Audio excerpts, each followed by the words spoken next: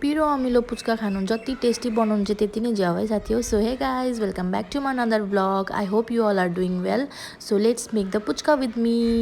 फर्स्टमा चाहिँ कराईमा तेल तताएर चाहिँ पुच्का हालेँ। यता फुल्लिँदै गर्छ भनेर चाहिँ यता तितिरीमा पानी हालेर भिजाएर एक साइड गरेर राखिदिएँ। अनि त्यति जेलसम्म हेरेको थियो यता पुच्का फुल्लेछ। एउटा पुच्का त झरिहाल्यो, आमाले देखेको भए ढङ्गा एक रत्तिको छैन भनेर कराउनु थालिहाल्थ्यो हो।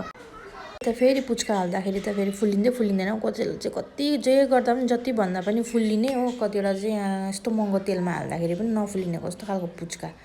यता मसला बनाउनुको लागि चाहिँ प्याज, खोर्सानी, जिराको धुलो अनि आलु, बोइल्ड आलु हालेँ, रम्पम हालेँ। त्यसको मसलाहरू पनि सबै हालिदिएँ होइन। त्यहाँबाट चाहिँ मुस्नु थालेँ। त्यो मुसेर चाहिँ एक साइड पारिदिएँ। पुच्का बनाउनु चाहिँ के साह्रो टाइम लागेको, झोल बिना खाइदिउँ क्या जस्तो पनि लाग्यो एकछिन त होइन।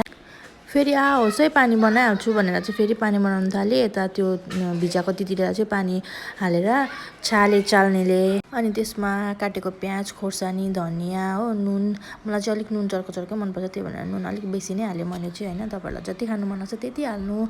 अनि तपाईँहरूले चाहिँ यसमा निम्बु या त फेरि जलजिरा या त फेरि पुदिना वाट एभर यु हेभ तपाईँहरूले हाल्नु सक्नुहुन्छ। यता मेरो छोरीले चाहिँ पुच्का चोरेर भाग्दै थियो हो।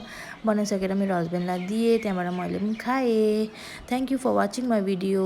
C you in the next vlog. Bye bye, take care.